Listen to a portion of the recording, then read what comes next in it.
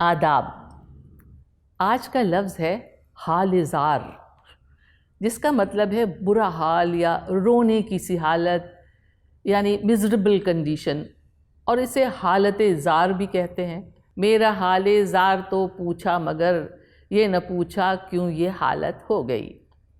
اور اردو شاعری میں عاشق زار کا لفظ بھی بہت ملتا ہے۔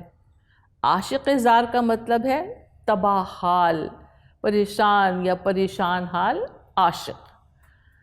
اور شاعری میں ہی زار زار رونے کا بھی بہت ذکر آتا ہے، اور زار و قطار رونا بھی شاید آپ نے سنا ہو۔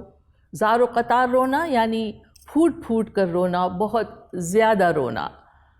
اور غالب کا یہ شعر تو سب کو ہی یاد ہوگا، غالب خستہ کے بغیر کون سے کام بند ہیں، غالب خستہ کے بغیر کون سے کام بند ہیں، روئیے زار زار کیا کیجئے ہائے ہائے کیوں۔ ہاں، اب آپ ضرور سوچ رہے ہوں گے تو پھر گلزار، لالہ زار، چمن زار، سبز زار کے کیا معنی ہوئے؟ ان خوبصورت جگہوں میں رونے کا کیا کام؟ بات یہ ہے کہ لفظ زار کے ایک اور معنی ہے، یعنی وہ جگہ جہاں کوئی چیز بہت کثرت سے پائی جائے، یعنی اس کی بہت بہتات ہو۔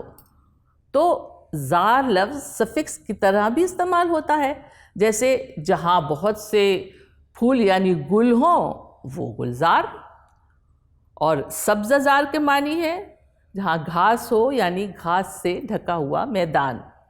اور ہاں، قہقہ زار، قہقہ زار وہ جگہ جہاں بہت سے قہقہے گونجتے ہوں۔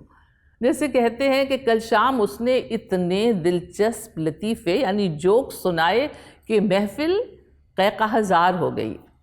اب آپ کو ان لفظوں سے کچھ نہ کچھ تو یاد آ ہی گیا ہوگا۔ چلیے کمنٹس باکس میں لکھ بھیجئے، ذرا ہم بھی تو دیکھیں۔